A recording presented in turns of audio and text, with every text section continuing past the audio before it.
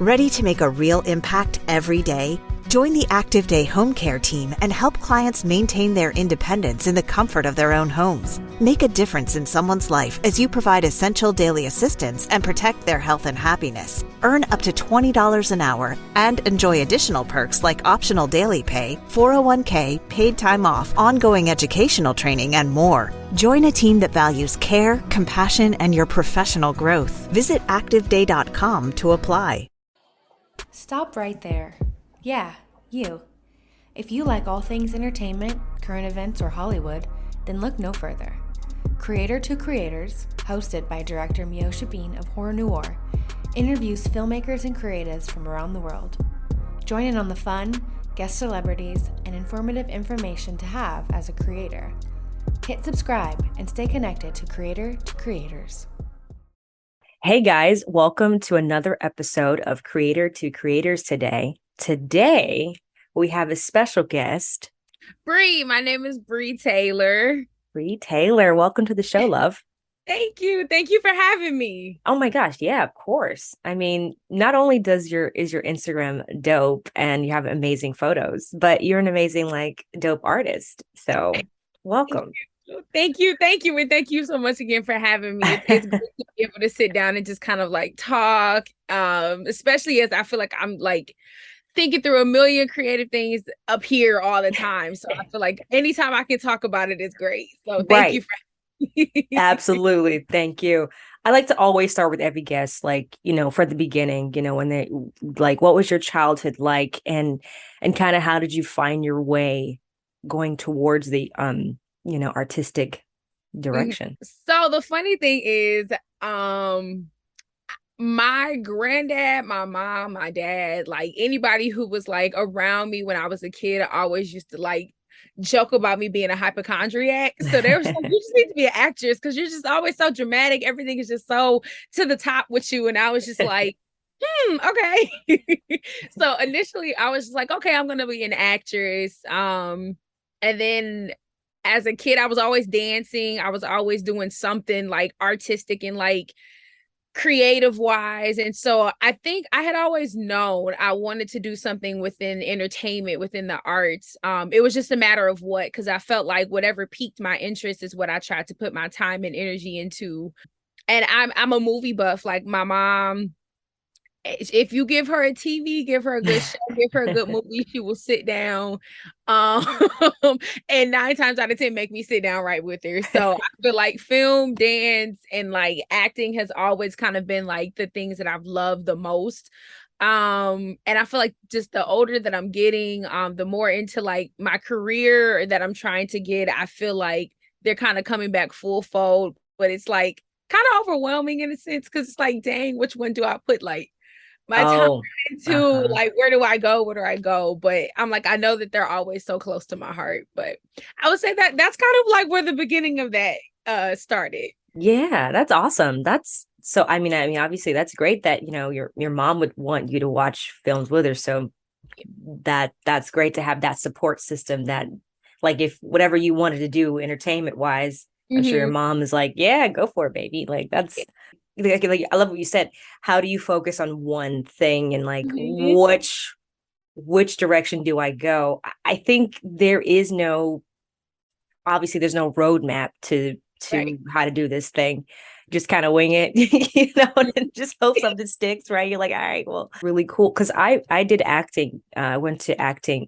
I wasn't really, I love taking photos, but I think the acting aspect, and I had a huge respect for actors. Yes, it's a grueling business to so I think I felt more comfortable and safe, but I did pretty much all of it. I think it's you should just do everything that you want to do. I think there's no one thing you should do it all. Yeah. And it's funny too because I used to tell myself as a kid I remember us being in class and our teachers, of course, asked the infamous, what do you all want to do when you grow up question? And it was someone in my class who was just like, I want to be Superwoman. I want to do it all. And that answer to me was just like literally one of my favorites, because I'm like, same. Like, I don't feel like I want to be like just one thing. I don't feel like I want to just try one thing. I feel like I want to do as much as I can when I decide. And so I always say now, like, even to this day, like, I still want to be Superwoman, like, whatever that even means, whatever that looks like for me. But I was like, I want to be able to try it all, to say that I've gained experience and like I've learned a lot from it. So yeah, Superwoman is in mode, is loading. There we go. I love it. I'm so, growing up, you knew what your passion was and what you like to do. How did you get, the things that you're doing now? Like what were the steps you take? Mm-hmm. So at least with film, I've always been a film watcher, like always loved it. I think the first inkling that I got that I was like, I may want to go behind the scenes and see like what that process is, was I was watching Underworld.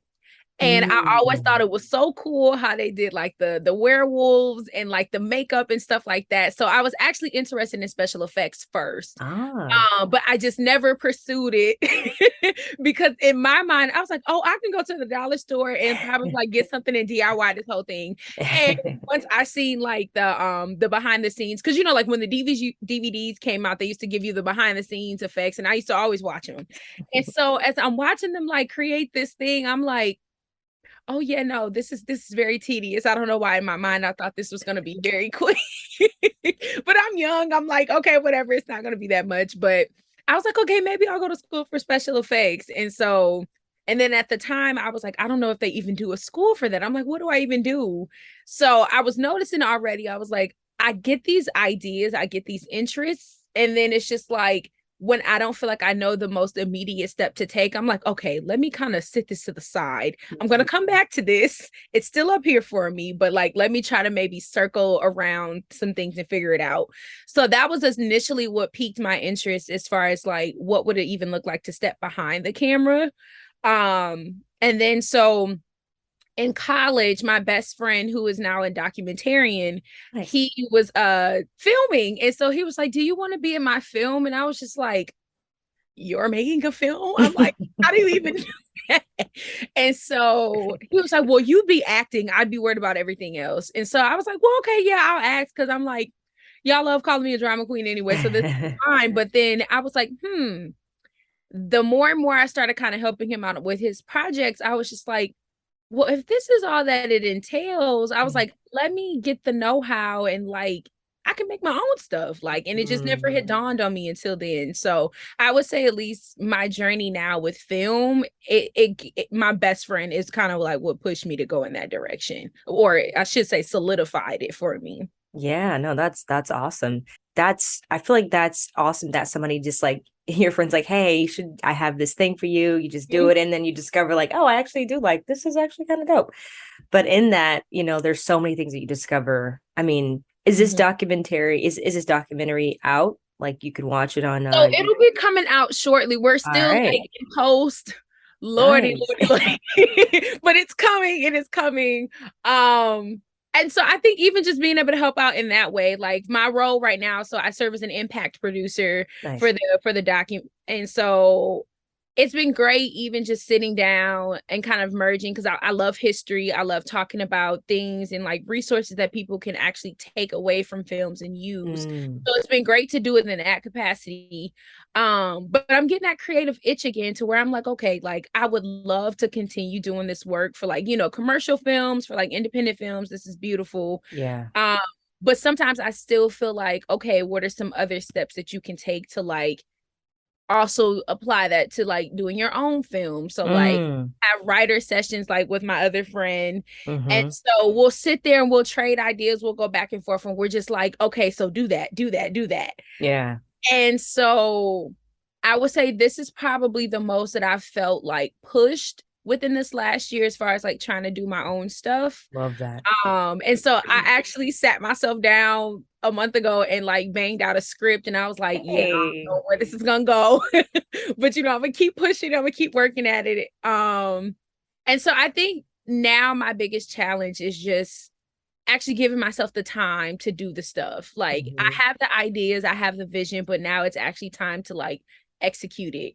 And so I love being able to like work with my friends because I find that so many of them are executors. And so it's like, okay, great. I have the ideas, I have the vision. Like you also have the vision, but you also know how to execute it. And so I feel like that's where I've been drawing in a lot of my strength and a lot of my like resources is really just from my friends, honestly. I think it's absolutely dope. I think it's absolutely amazing that you're doing that. And congratulations on the script. I mean, to write a script is just listen, it's so funny. Everyone thinks because they're like, oh, well, you did so many movies, Meosha. I'm like, yeah, well, writing was never on the list of in the journey. I was like, this is not because I don't like reading scripts, but now I got the pandemic, thank God. I mean, it's kind of a blessing in disguise. Yeah. Like being locked up in Los Angeles, I had so much time to myself. Like I was like, this is ridiculous. And then it was an opportunity. These writers came up to me. They were like, hey, let's do this. We want to meet every week and just kind of talk. And he's like, I would love for you to be a part of this group. And I'm like, who told you that I was a writer? Like, what? And it was somebody that told him. And I was like, I don't recall. Like, but I was scared. I was honestly terrified. And then I joined and with all these amazing writers who's done like television and movies. And I'm just like, what am I doing in this group? I have no idea what I'm doing, but I learned so much. Yeah. But I think that's the thing is like jumping into something you don't like. It's fear at first. Yeah. You learn so much. Fear holds you back, right? It's like closing that door to what if possibility of what that could have been. And I'm so glad I did it because I met so many people and then now I have like the skill. Okay, now I can use that and implement and start writing scripts. And so that's been really nice too. But I actually do like it now. Now I do. Opposed to before. And I swear that was how I felt the first time I ever had to like edit something. And I have a whole different level of respect for editors. Anybody that works in post-production, you have my utmost support and love because I'm like sitting there and constantly I'm like cutting stuff. I'm like, no, that needs to be a better transition there. I'm like, that don't make sense there. And I'm like, and it's crazy because I'm like, this is my film. And I was like, I don't even know what this is supposed to look like right now. I shot the thing and I don't even know what I'm supposed to do with it. So editing is definitely a humbling experience, but I'm grateful I got a chance to do it. That's but awesome. From now on, I'm like, I believe that to the professionals because no, I love that though. I love that you're doing what you're, and that's what it is. That's what I think it's all about art. It's exploring everything and not limiting yourself. I'm so curious if you've had this experience with, I don't know if it applies to, and I know for me, what I've noticed in the industry is they kind of put Black women against each other in a way. I went to film school for cinematography originally. So I shoot on a lot of sets and I worked with a lot of particularly white men. Mm-hmm. And it was never really a lot. I know there's Black female, like I know that there's women DPs out there. Like I know that they're out there. I've met a few, but I've never actually worked with them in all of my years ever. And it was kind of mind blowing. I mean, I've done some I've seen interviews and you're like, wow, there they are. But I'm like, but I've never worked with them. Right. And it's so crazy because I feel like this industry does this thing of kind of separating us and putting us in like, oh, there could only be one. And it's really sad. It actually, I think it applies to not just film, but it can, writing, all kind of stuff in the industry. Have you had that experience? I don't know. And it's crazy because I feel like I'm still like so very, very early on and like breaking in and like trying to find my footing. But it's like the couple industry experiences that I have had, I definitely agree. And I think what was shocking to me is like, obviously we hear these things all the time. Like we know they happen. Like we listen to all the stories, we listen to the testimonies. But I think for me, I was expecting to experience it at a much later time. So it was kind of weird because I was just like, I know it's going to happen. I know I'm going to hit a roadblock at some point because that's just what comes with the territory of, you know, being in the film industry. But to get it so subtly, it's kind of like put me in a space where I'm like, this is something I've always loved, something I've always had so much interest and passion in. But it's like, I find myself thinking like, okay, like, is this really the industry I'm supposed to be in? Like, and if so, like, how do you navigate it differently in a way to where it's like, you can make room for everybody who wants to join and who wants to be in? Because I think that there is so much talent, and I think that there's so much undiscovered talent at that. That is yet to like emerge, and it's kind of hard and it's kind of frustrating, like knowing that these are kind of some of the things that you're going to experience, because they do kind of create this scarcity mindset within you. Like, well, if you get there, that means that you're kind of like one of one, you know, like then you did this one profound or one spectacular thing that kind of set you apart. And it kind of sucks then when you feel like you're not kind of getting to that point quick enough. And then, you know, you see everybody else doing it and you're just like, okay, so maybe it's not for me. And it just sucks then, because then it's like when you do finally feel like you find like a community of people who you can be with, you realize like they've either been in that business so long to where now they're looking at everybody around them like coming up after them as kind of like competition, or like, no, like I've already carved out my space, like you got to go figure out how to do it for yourself. And it's like, it doesn't have to, we don't have to do that. We don't have to scrap for this. Like we can really just help each other like move along, because I guarantee you like there's going to be something different that you love that you're going to excel at, and vice versa, you know, or like we help each other get to where we want to. But I think like kind of having that experience so soon, I was like, kind of left a bad taste in your mouth. You're like, ah, man. I was like, I'm a little bit discouraged, but I'm gonna keep going. But I'm like, I don't know now what to look out for, or and it's like, and I hate approaching things with that like a who do I need to be on the lookout for mindset, because I think it really takes away from like what I could learn and like also what I can offer. So I think having those experiences very early, like I'm grateful, but I'm also like, there's this issue. It's one of those things that I think like I said, figuring out how to navigate is and still being able to kind of control your own narrative, but all like have that creative freedom and not being like just put in a box. It's tough. It is tough, but it's doable. I mean, I think people like, you got the Jordan Peels, who else? Gosh, Regina Hall. Is that her name? Regina King. Regina King's the director. Yeah. King. So many people. I think it's, like now we're seeing a lot of Black people putting, these stories out there, and like the one with Viola Davis, the new one, the Woman King, written by a Black woman. I mean, it is possible. We can do these. And I think it's under her production company that she got that done, which I'm like, all right, so we can do these things. But I just wish it was more on a global, you know what I mean? Like more of us, like a Will Smith or maybe not, but so that one might ruffle a couple feathers. And even that, it's just, there's so many things. There's so many, it's like this, it's an industry that is very, it's different. It's different. How did you feel about that, by the way?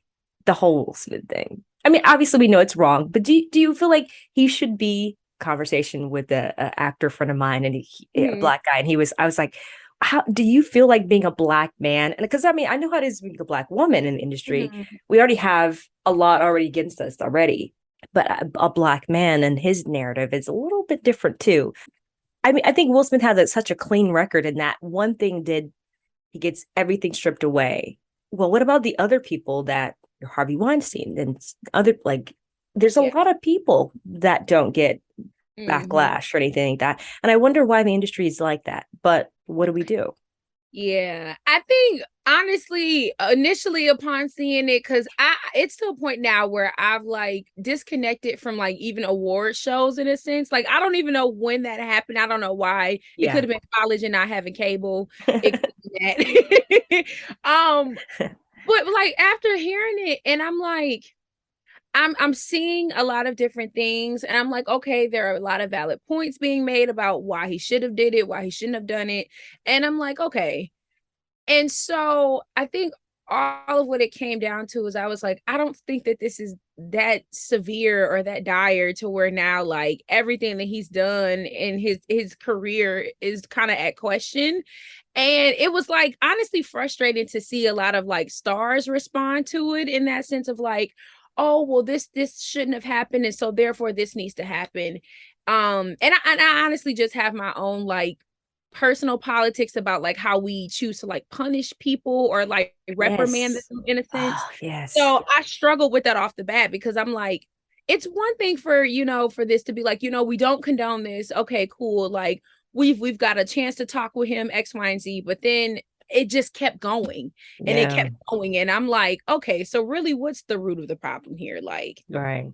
Like is this really worth the consequence that he's being given, that he's receiving? And so I think what could have been a moment to like really like change or like redirect the conversation turned into a moment to be like, let's publicly ostracize this man. And I'm like, I don't agree. Where the entertainment business is benefiting from it. Right. And then the people, the social media people are just like feeding into, it's just that whole thing, that same cycle that it does. It somehow, it's like, it's almost like I love Dave Chappelle. He says something about how like, they lift you up and then it's kind of like you get broken down at the same time. It's like, it's trying to figure out how to not ever get like, I don't know what it is. Cause I've experienced it in some ways where like I've walked away from, deals that I just honestly was like, you want me to do what? Like, like that's what you want me to do? I'm good, and trying to figure out how, like you said, navigating and like still having your voice without it being compromised with all the stuff that's happening in the, like, it's such a fine line, but I don't know. I think that's why it's great to have that we're independent, I guess. Yeah. Thank God for that. Like, how do you like, do you think that going mainstream is like, you can't really have a voice? Because there's still like stipulations that you have to go through, quote unquote. Right. You can't, that you can't say that. You can't show this. I mean, Nate Parker with, there's so many, you know what I'm saying? It's like endless. I struggle with that too, because I know like for a lot of people, like making it is being mainstream. And so we know what that means is like more money, a larger reach, creating a bigger audience, like diversifying like your team, like getting a bigger team. But that we know that also comes with so many stipulations, as you stated before. And so I think there's the pros and cons to both, honestly. But I think when it comes down to like actually maintaining your voice and like at least trying to carve one out for yourself, if you don't feel like you know what that is, I definitely think it can be a little difficult. And I think it's based on obviously like what we're believed to like. I don't know. I like to think of like TV and film in like this formula sense now, which I don't know if it's good or bad, but I feel like certain TV, certain films like follow this formula of like, this works, we only want this. And so I think it does make it harder for people to come in and try and explore, because it's like, well, we already have this set thing that works. So like, if you're not willing to follow this, then like tough luck and like good luck trying to do something else. And then, of course, you have those moments where like people completely go against the grain and it works out beautifully for them. But I feel like those stories are like kind of posited as like really like once in a lifetime thing. And I'm like, no, we can be having this a lot more often if like we're actually open to seeing like what this industry could grow into and like who we allow people to grow into. Like how do we allow artists and like creators to grow? If we're constantly confining them to this one space or this one thing. And so I definitely think it can be tricky, like, especially I know for me, like now, like my idea of like making it has become a lot more well-rounded. Like obviously I would love to do mainstream and like commercial things. I think that that's still a goal. Yeah. But I think I've also like given myself the space to be like, that's not the end all be all. Like if you do a beautiful independent project with like for yourself or with someone else and like it gets great traction, like you still can continue to do it. Like, then is that not making it? Right. You know, is that not, you know, still doing what you want to do, which is film? Is that still not you connecting and building community? Like, does it have to be at this level for you to feel like you've done it? Oh, yes. Yes. Oh my God. Yeah. Literally music to my ears. I literally always say, like, what is making it? You know, I think like if you're doing what you love to do, that's clearly what, you know, you are this thing. You are actively pursuing. That is like, I think that's what, to me, that's what I feel like making it is. I mean, I was 18 years old. I work with a lot of people. Roy Jones Jr. I can go down the list, but to me, that wasn't making. That was like, okay, those are celebrities. Okay, that was a name. That was cool, but I still didn't feel like I was creatively doing what I wanted to do creatively. I was just doing it just so I can get like, you know, build my resume or whatever, until I started to do what I really wanted to do. Then I felt more like free. I'm like, oh, okay. I'm coming into myself. And obviously people around you have this idea of what your life should be. And you're like, you don't know what. I'm like, you have no idea what the ins and outs of this are. Yeah, like it's not a, you know, and you take a picture you post it with a celebrity, people automatically feel like you are here, and you're just like, it's just a photo, guys. You know, it's just a picture. Relax. This is, I've worked with this person, doesn't mean I'm famous or this or like, and it's social media. It's what it is. We live in such a social media crazed world that everything has to be, this is your resume. What you post is what you are. And that's not the truth. But I'm curious with you, like, what is your goal as far as like the things that you've worked on and things that you've done? I mean, you're, you know, everything you're doing, congrats to you. Your message, do you have a particular like end goal, like your story? Like, what are you trying to tell to people? I think my biggest thing that I always want to do is like entertain, but also inform. Which is why I think impact work for like film and television is like the thing that I would love to continue doing. So last year, so currently at this moment, I am a curriculum consultant for a company called Langston League. And so the CEO, Erica Buddington, who I work with often and frequently, like both of us find ourselves kind of like being like multi-hybrid, like people, like we can kind of move in a lot of different spaces. And so I think having the chance to kind of work with her and through the company to do the Candyman companion guide for last year, I was like, I was blown away because I was like, I had been dying to work with MonkeyPaw because I'm like, this is really like the type of film I want to do, like horror, but like there's an educational component to it. Like there's an underlying message to it that you really got to research and dig into. And I love that because I'm like, essentially art should be making you think, not necessarily always so critically, but like, but also like in this day and age, I feel like sometimes we can't afford not to be critical. I just feel like there's too much going on, and I don't feel like we are at a place yet, like globally, but like even like communally, where we can say like we've done X, Y, and Z to where we don't have to look at that anymore. And it's just like, no, we do. We got to look at it. I'm sorry. We can find different ways to do it, but we have to talk about it. We got to talk about these things. And so I think that's essentially like the type of work that I would love to continue to do. Love that.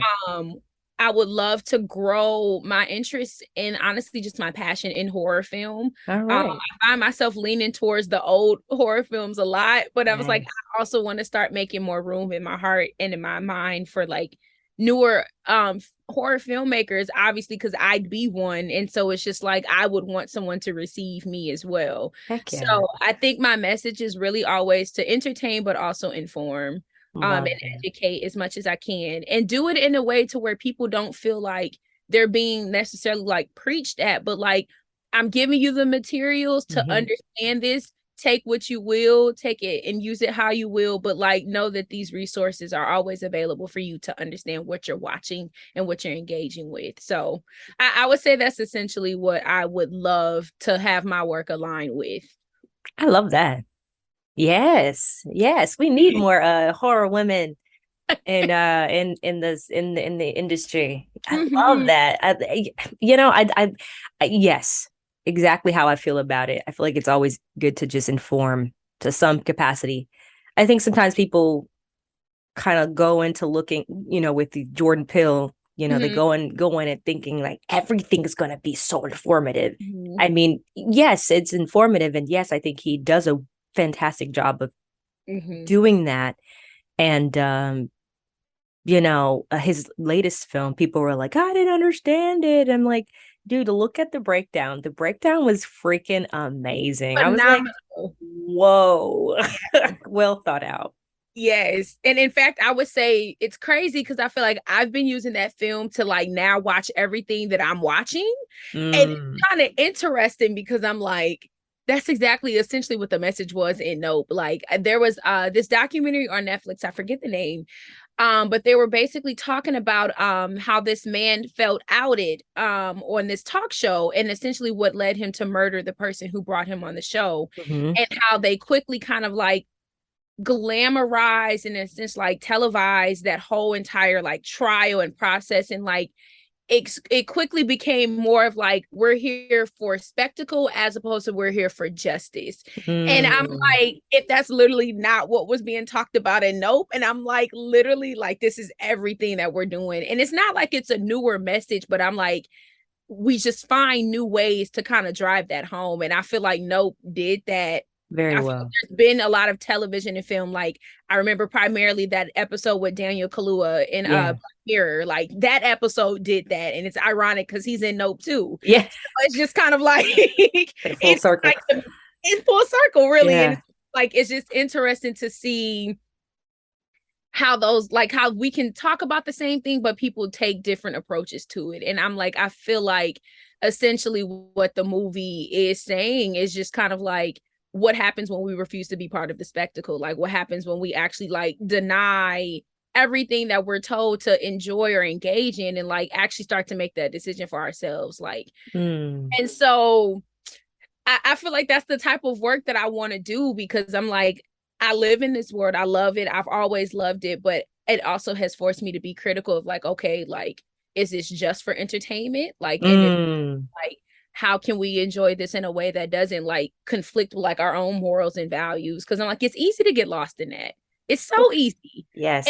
And in a way, I feel like we're all deserving of a space to feel like we can kind of like melt away and like just be. But I also feel like there's just a lot going on. Where it's like you gotta take some of you out of that space too. Absolutely. Like you everything. Yes. Well, I'm excited to see what you got coming. Thank down you. the pipeline. I mean, you got me like hyped. I'm like, oh, this is gonna be so cool. Like, thank you. Yes. So are you working on anything that you would like to share and as of now? So fingers crossed, I applied for this fellowship that's going to be, it's around Black spatial relics, but it's talking primarily about like, our relation to and with water. And so I would say that's primarily like one of the topics. Like, as much as I love film, dance, and like water, anything talking about water is like my favorite thing to do. Love it. So I'm always looking to push like my artistic ability and like having more conversations around like what these relationships between like Black communities and water have looked like, traditions, like where they've started historically, like what they've led to. And so I'm praying that I get the fellowship to be able to put that film together, because I have an idea. I have the plot. I just really gotta just go in there and like do some more cleaning and defining, and then eventually shoot it. Yeah. But I'm really praying on that one. Well, so I'm sending you prayers. Yes, you got this. It's all yours. You got it. Thank you. No problem. So I like to ask this question with every guest. Last question, and then we're done. I promise. Fantastic conversation. No Thank you so much. It was so good talking to you. Breath of fresh air. Thank you. You too. Oh, thank you. Okay, so there's no wrong answer. Loyalty or respect, and why? I would say respect. And I say respect because I feel like one thing my mom always told me was like, sometimes you're not in spaces to make people like you. Like people are not always going to think you're their cup of tea. Like people are not always going to gravitate towards you in a way that you want. So it's better for at least people to acknowledge that you are also here. You are also another human being. Therefore, I owe you the respect of that. And if there's something else that follows, great, perfect. But I would say respect, because I think sometimes people's conditions are like terms and requirements for loyalty. A lot of the time forget that, like, without the foundational aspect of like, I have to respect you. I feel like without respect, you can't get loyalty, honestly. Absolutely. Yeah. Because I'm like, I can be sitting here and talking to somebody that I've known for 20 years, but it doesn't mean that they respect me. It doesn't mean that they have an acknowledgement, or that they refuse to acknowledge me as like someone who they do deem worthy of their respect. And I feel like loyalty sometimes can depend on some faulty stuff, whereas I'm like, respect, I feel like it's just kind of baseline, common courtesy, common understanding. Like, I can recognize you, I can see you, we don't have to interact in that type of way, but it means that I will treat you accordingly. I would treat you with the same level of respect that I would treat anybody. I love that. That's a great answer. Respect for me. Put some respect. No, it's fine. I couldn't resist. No, thank you so much for coming on. It was so lovely talking to you, and it was great to meet you. And thank you so much. In the future, something will happen. Oh, it will. I'm already praying on it. I've already been doing my research on you, and I was like, yeah, it's coming. It's coming. My time. Amen. Yes, I received that. Thank you again, and thank you guys for listening. And always remember to live, love, laugh. See you guys later. Thank you.